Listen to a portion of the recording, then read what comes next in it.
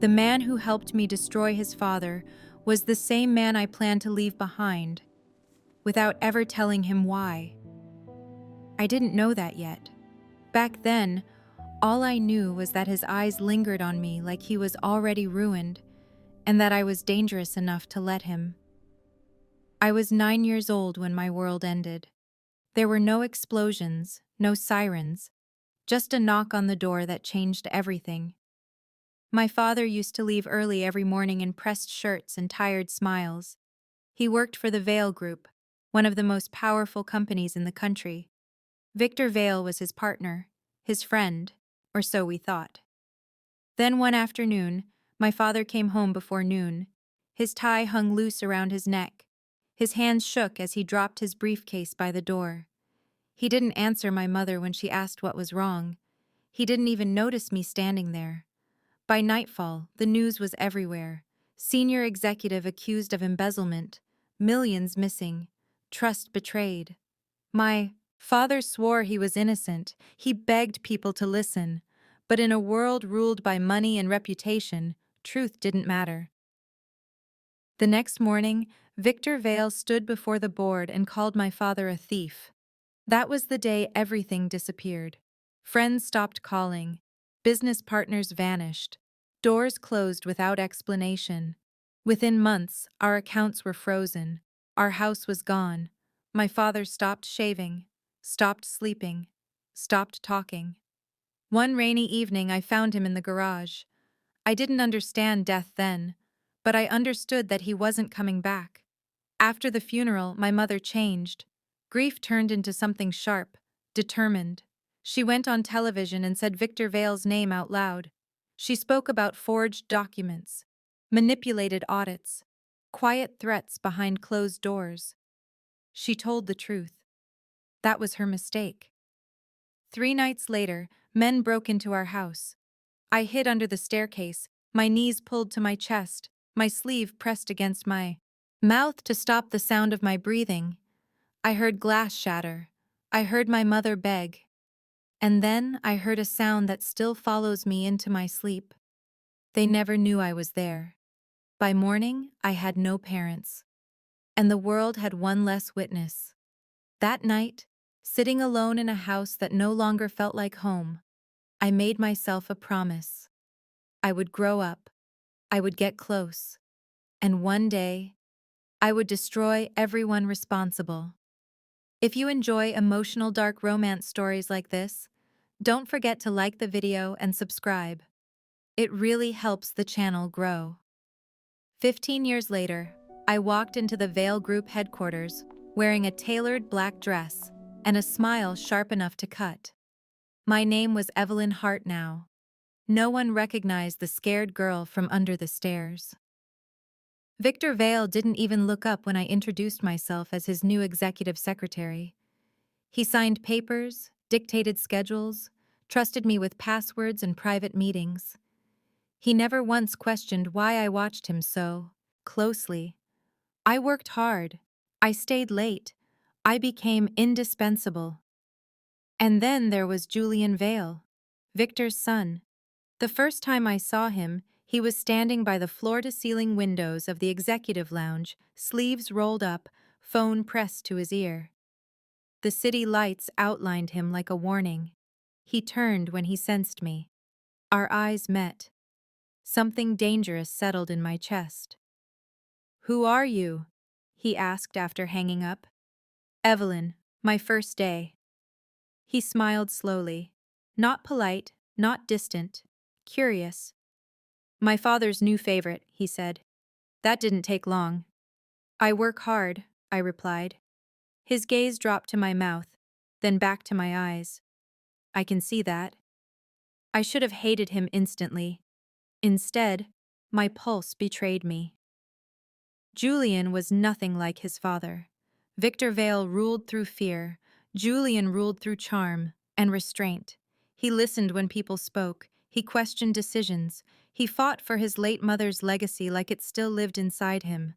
And worst of all, he noticed me. Too much. He'd lean too close when we reviewed documents. brush his fingers against mine when passing files, speak softly when no one else was around. "You don't flinch," he said one evening as the office emptied. "Most people do around my father." "I don't scare easily," I replied. He stepped closer, close enough that I could smell his cologne, clean, understated. "That's a dangerous trait," he murmured. "So is curiosity." His lips curved. "Then we're both doomed." I told myself it was nothing, a distraction, a weakness I'd crush. But the first time he kissed me, it wasn't planned. We were arguing. About a board meeting. About Victor. "You're protecting him," Julian snapped. "You're blind," I shot back. Silence stretched between us, thick and hot. Then he grabbed my wrist. Not rough, not gentle, just enough to stop me from walking away. I should have pulled free. Instead, I rose on my toes and kissed him hard. His breath hitched. He froze for half a second, then kissed me back like he'd been waiting his whole life. When I pulled away, his eyes were dark.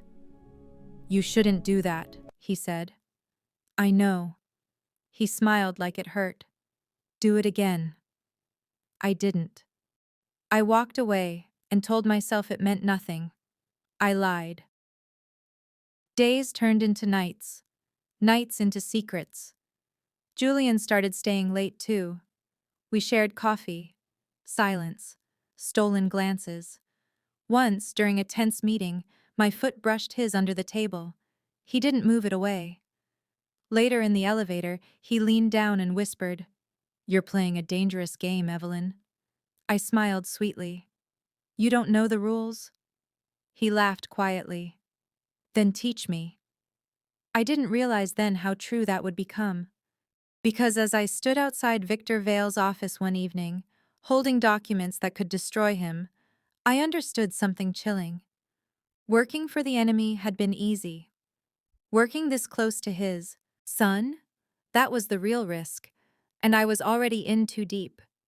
Later I learned that power doesn't announce itself, it settles. By my third month at Vale Group, Victor Vale no longer reached for a document without glancing at me first. His schedule lived in my head.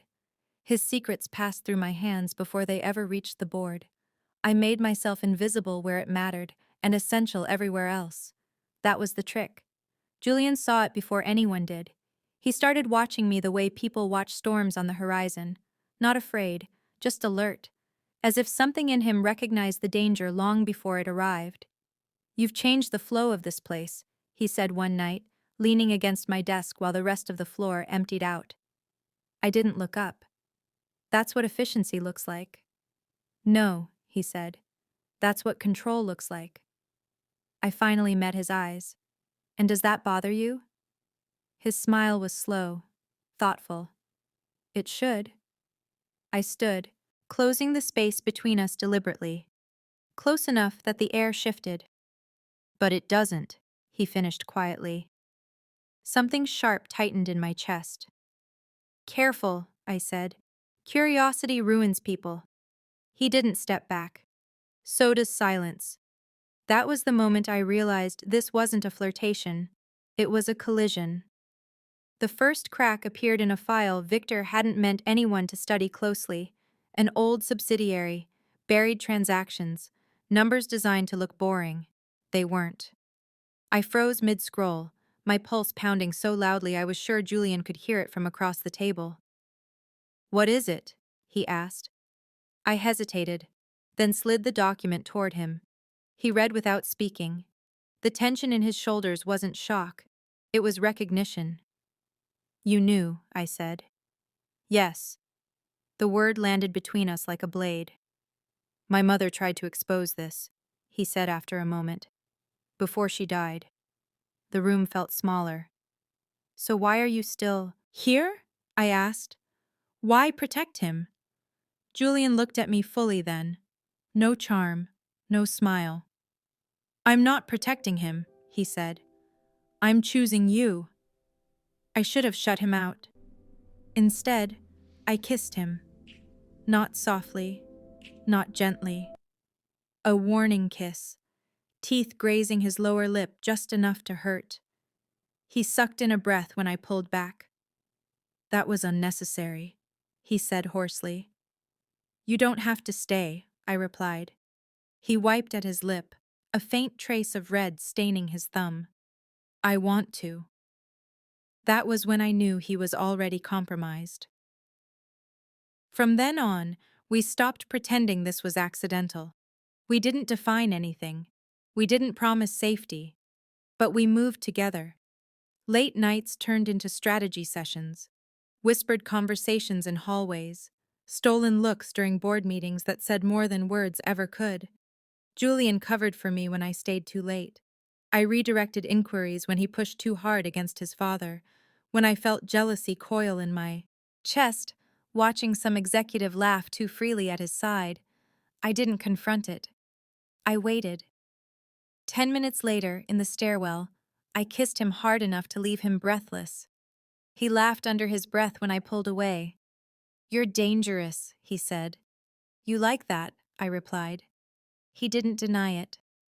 The first time I saw fear cross his face was the night he got hurt. We were arguing, quiet but intense, about how fast to move a falsified report. Julian wanted caution. I wanted pressure. "You're pushing too hard," he said. "And you're hesitating," I snapped. "That's how people survive and lose." He slammed his hand against the glass table. The sound shattered the room. A thin line of blood appeared across his palm. "Julian, it's nothing." I was already there, gripping his hand before he could pull away. My fingers shook despite myself. For a moment, he just watched me. Not the strategist, not the flirt. Me. "You care," he said, softly. I tightened the scarf around his hand, jaw clenched. "Don't do reckless things," I said. "I don't clean up messes." He smiled faintly. "You already are." I let go too quickly, but something had shifted. That night, we didn't go home. We didn't talk about it. The office door locked. The city lights blurred beyond the glass. Everything narrowed to heat and proximity, and the quiet realization that neither of us was pretending anymore. By morning, the consequences were waiting. I left before he woke. I told myself distance would fix this. It didn't. The first real move against Victor unfolded quietly. Altered reports, anonymous tips, small inconsistencies placed where only paranoia would find them. His wife noticed first. Marissa's smile tightened at events.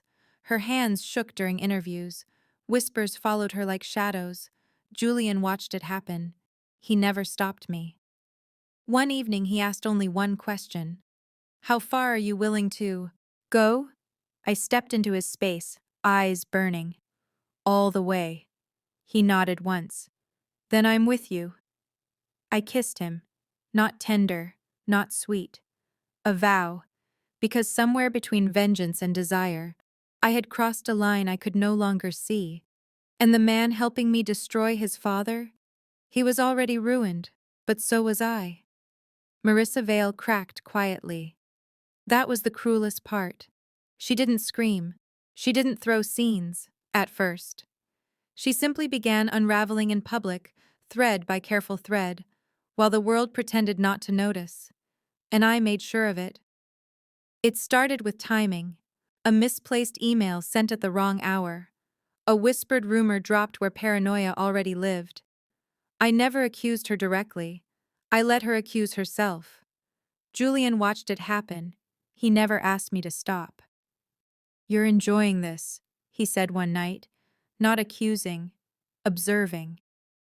We were alone in the conference room. City lights stretched thin behind us. His jacket was off, sleeves rolled up. Mine were still pristine. "Enjoying is the wrong word," I replied. "I'm focused." He studied me like he was trying to memorize something before it vanished. "You scare people when you're like this." I stepped closer.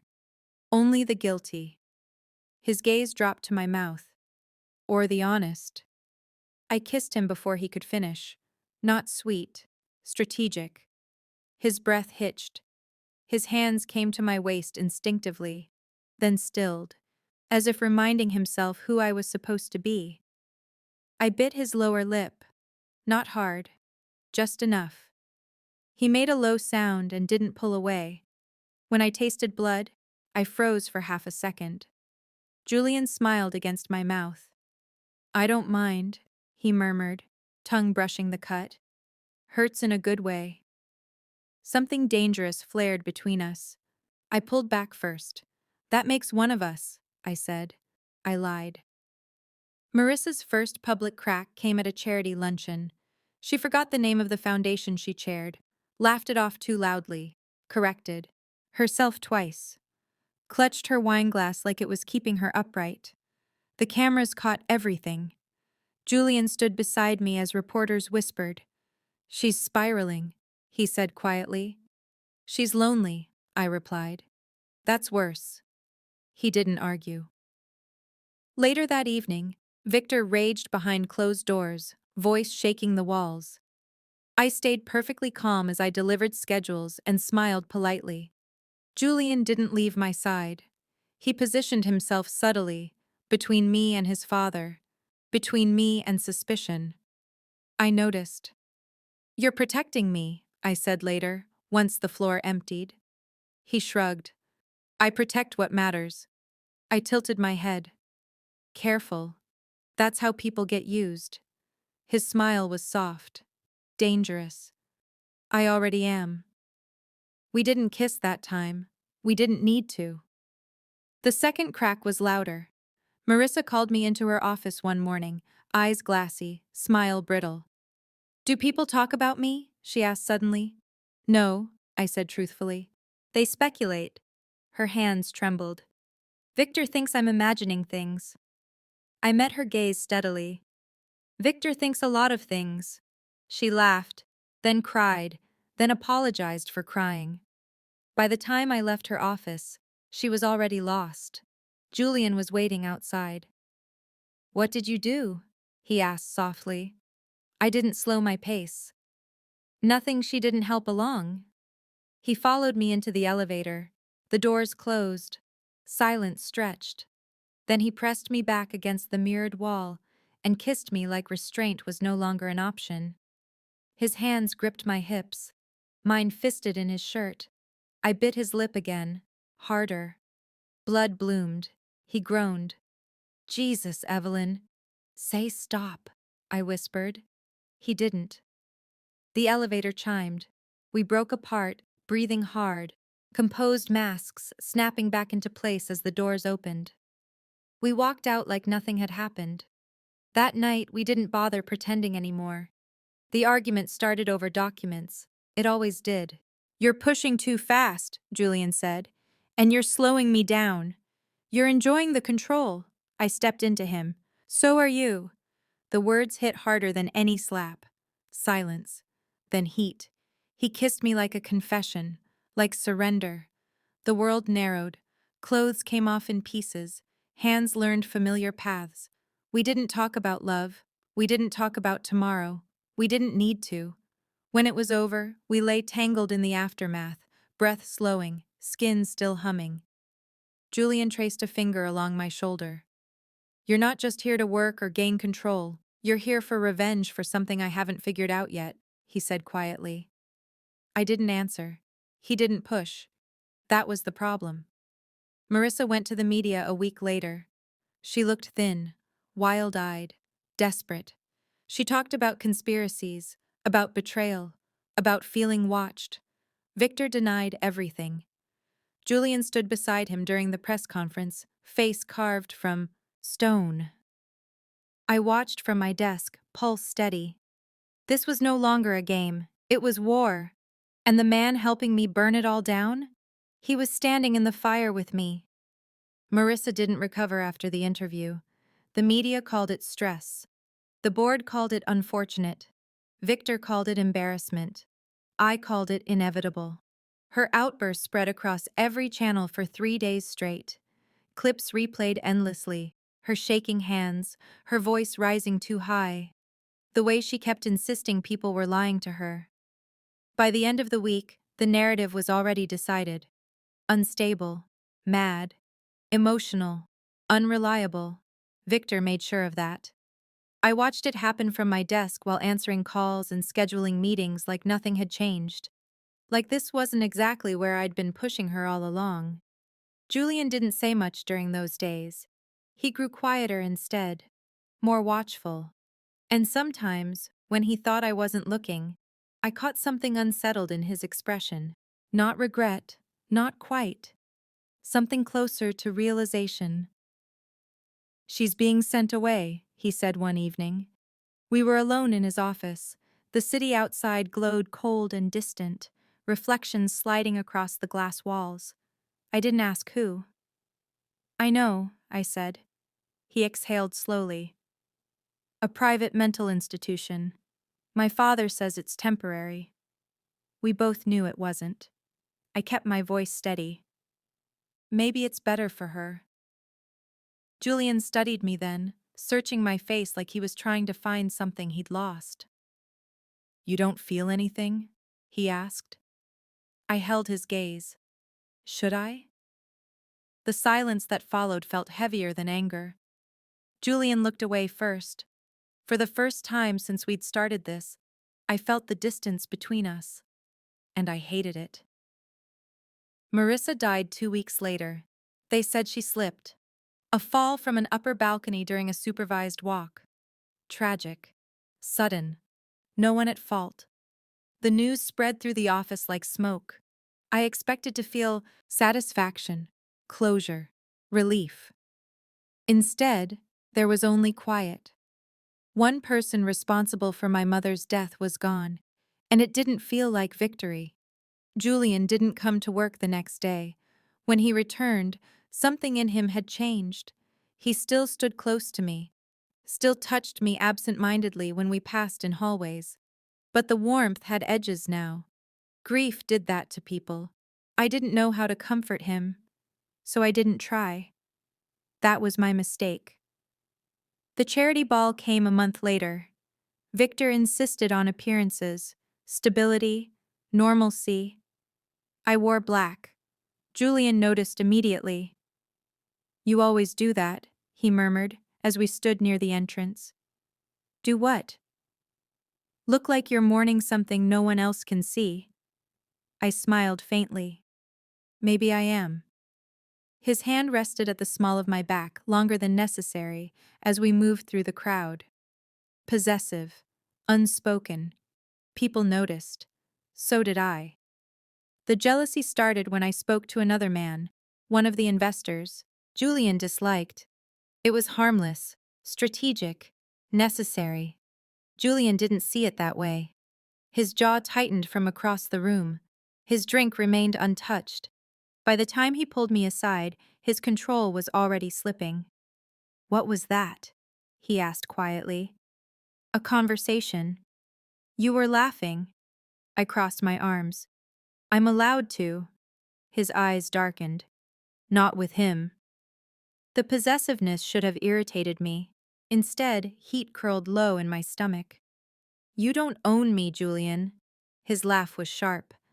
"No, I just keep choosing you." The words landed harder than he intended. We left early. The argument continued in the car. "You're reckless lately," he said, gripping the steering wheel too tightly. "I'm focused." "You're pushing everyone away." "Not everyone." He glanced at me. "You won't even tell me what you're really doing." The truth rose to my throat before I could stop it. "I'm bringing your father down." The words hung between us. Julian didn't look surprised. "I know," he said quietly. I turned toward him, stunned. "I've known for a while," he continued. "I just wanted you to tell me." The car slowed at a red light. "Why didn't you stop me?" I asked. He laughed softly, but there was no humor in it. "Because I wanted him to fall too." Silence filled the space between us. "And because of you," he added. My chest tightened. When we reached his house, neither of us moved to get out immediately. The tension snapped first. I kissed him, hard, desperate, angry at myself for needing him, for caring when I wasn't supposed to. He kissed me back like he'd been starving. The argument dissolved into touch, into heat, into something neither of us tried to slow down. Clothes abandoned, words unfinished. We didn't say love, but it lingered anyway, in the way he held me afterward, in the way I didn't pull away. Later, lying awake beside him, reality crept back. In. I stared at the ceiling and reminded myself why I was here. Revenge. Justice. Closure. Not him. Never him. But when Julian pulled me closer in his sleep, his hand tightening around mine like he was afraid I'd disappear, something inside me cracked. For the first time, the plan felt complicated, dangerous in a way I hadn't prepared for. Because Victor Vale wasn't stupid, and men like him always noticed when loyalty shifted. Across the city, Victor watched security footage from the ball. Julian's hand on my back, the way we moved together too easily, too familiarly. His expression hardened. Suspicion had finally found a direction. And this time, it was pointing at us. Victor Vale stopped trusting silence.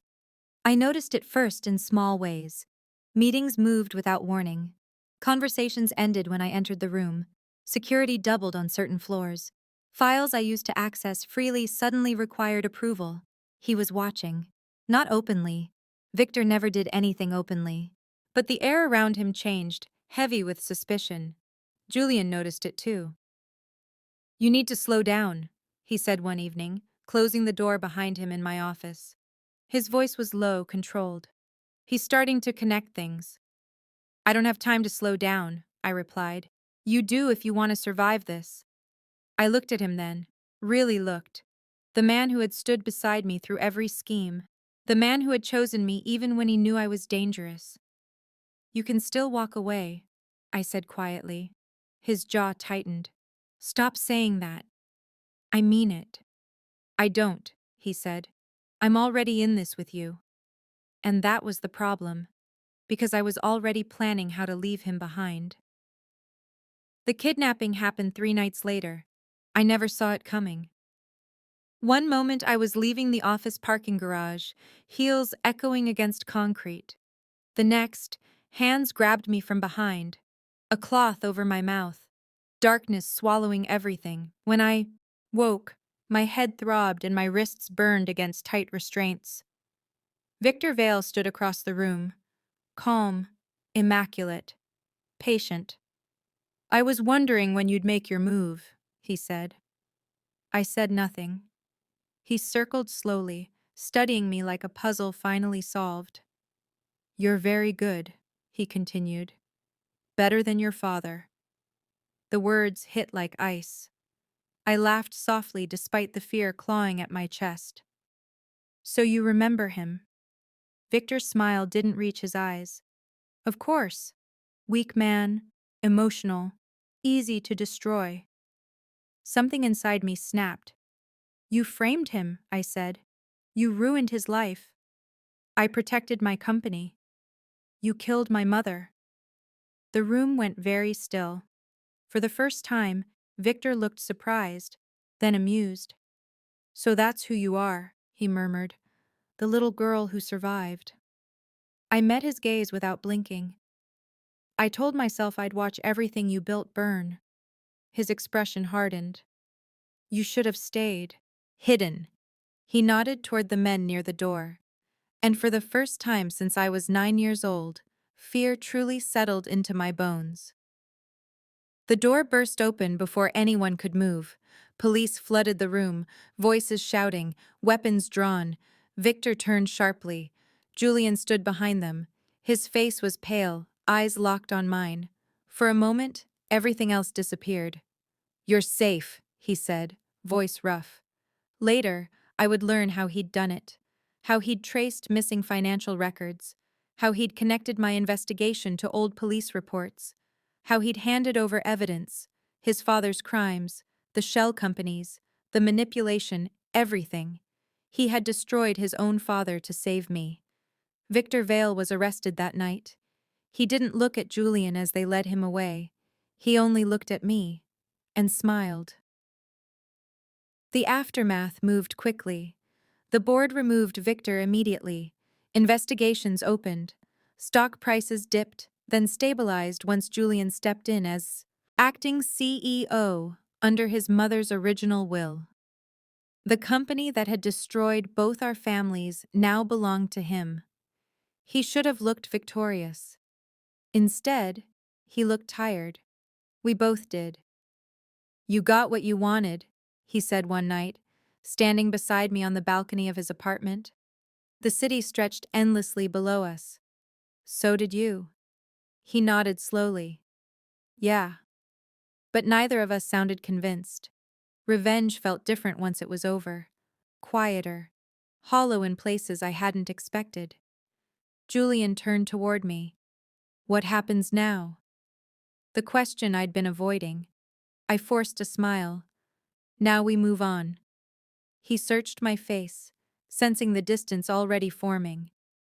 "You're leaving," he said. It wasn't a question. I didn't answer. That was answer enough. "I don't want you to leave me. I keep dreaming of you leaving me and I hate it. I want to be with you." He confessed and I kissed him to silence him, because my heart kept racing. I knew the truth. I couldn't be with him. I didn't know he had gotten me a ring. I didn't know about the way he'd spent an hour staring at it in the jeweler's window that morning. About how nervous he'd felt for the first time in years. He only knew that something was slipping away. My flight was scheduled for midnight. I packed quietly, efficiently, the same way I'd built my revenge, without hesitation. Leaving was the only way this made sense. He was still Victor Vale's son, and I was still the girl who had lost everything because of that name. The knock on my door came just as I zipped my suitcase shut. Julian stood there, breath uneven, eyes wild with disbelief. "You were going to leave," he said. I swallowed. "Yes." "Without telling me?" "It's better this way." "For who?" I looked away. Because if I looked at him, I might stay. "I can't be with you," I said. "Not after everything." His voice broke slightly. "I would have gone with you." That almost destroyed me. "I never loved you," I said instead. The lie tasted like poison. "I used you," I continued, forcing the words out. "From the beginning." Julian went very still. I watched the moment something inside him shattered. He nodded once, slowly. "Okay," he said quietly. No shouting, no anger. That hurt more. He turned and walked away without another word. The door closed softly behind him. And only then did I collapse, tears finally breaking free. On the plane, I told myself it was necessary. That love built on revenge couldn't survive. That leaving him was mercy. But somewhere over the ocean, staring at the dark window, one truth refused to stay buried. I hadn't lied about everything. I had loved him. I just hadn't been brave enough to stay. A year passed before I stopped waking up expecting to see him beside me. Healing, I learned, wasn't dramatic. It didn't arrive with closure or clarity. It came quietly, in small moments. The first night, I slept without dreaming of my parents. The first morning I didn't check my phone hoping for a message that never came. I moved to another country, built a life that didn't know my past. New job, new apartment, new routines. From the outside, it looked like success. Inside, it felt like silence. I started therapy 3 months after I arrived. At first I hated it. Talking felt pointless. Naming things made them real in ways revenge never had. But slowly, the anger loosened its grip. I learned how much of my life had been shaped by survival. How love, to me, had always meant danger, loss, something temporary, and how leaving Julian hadn't protected either of us. It had just hurt us both. I checked his socials sometimes, less as months passed. Eventually, not at all. He never called. I told myself that was good, but it still hurt. I saw him again on a rainy evening. A dinner party. Someone from work insisted I come. I almost didn't. Then I walked into the room and forgot how to breathe. Julian stood near the bar, older somehow but more handsome than ever. He looked quieter. The sharp edges softened but not gone. He laughed at something someone said, and the sound hit me like muscle memory. For a moment I considered leaving, but he turned and saw me. The world narrowed to the space between us. Shock crossed his face first, then something carefully controlled replaced it. I crossed the room before I could stop myself. Julian. My voice sounded smaller than I remembered. He nodded once, polite, distant. You look well, he said. It felt like punishment. So do you, I replied. Silence stretched, 1,000 unsaid things pressing between us. Can we talk? I asked. His jaw tightened slightly. About what? About everything. He studied me for a long moment, then sighed. I never changed my number, he said quietly. You just never bothered calling. The truth landed heavily between us. I swallowed. Can you take me home tonight? The words slipped out before I could rethink them. Julian shook his head immediately. No. The rejection stung more than I expected. I can't do that again, he added, voice calm but strained. I worked too hard to get past you. I nodded, forcing myself not to cry. I understand. I turned to leave. Evelyn. I stopped. He ran a hand through his hair, conflicted, then exhaled. I'll take you home. Just don't make this complicated. It already was. The drive was quiet, familiar in a way that hurt. When we reached my apartment, neither of us moved right away. The tension filled the car, thick with everything we hadn't said for a year. I went to therapy, he said suddenly. I blinked. So did I. He laughed softly, not amused, just tired. Figures. Inside, the distance between us disappeared too quickly. A touch became a kiss. A kiss became something desperate and unfinished. Months of longing breaking, loose all at once. I climbed into his lap, hands in his hair, breath shaking. For a moment, it felt exactly like before. Then Julian stopped. He rested his forehead against mine, breathing hard. I can't, he said quietly. Not like this. I won't lose myself again. The words snapped something open inside me. I love you, I blurted out, and he froze. The silence that followed felt endless. I always did, I continued, tears blurring my vision. I was just scared of what you represented, of losing everything again. His hands tightened slightly at my waist. I thought leaving would fix it, I whispered. It didn't. I missed you every day. Julian searched my face like he was looking for the lie. There isn't one, I said softly. Not this time. For a long moment he didn't move. Then his expression broke.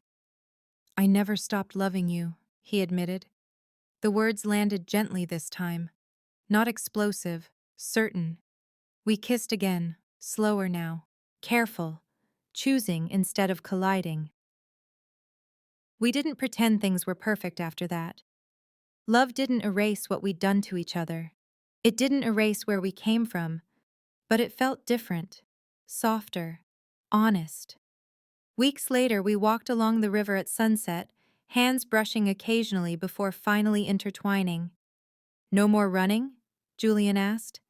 I shook my head. No more lies. He smiled, relief finally reaching his eyes. For the first time in years, the future didn't feel like something I had to survive, just something I could live. Sometimes I still wonder if revenge and love were always meant to destroy each other. If we would have survived without the damage, or if loving someone who helped you burn your past down was always going to leave scars. I don't know the answer. But as Julian's hand tightened around mine, warm and steady, I realized something else. Maybe love isn't about clean beginnings. Maybe it's about choosing someone even after you've seen the worst parts of each other, and staying anyway. If you enjoyed this story, like, comment, and subscribe for more stories like this.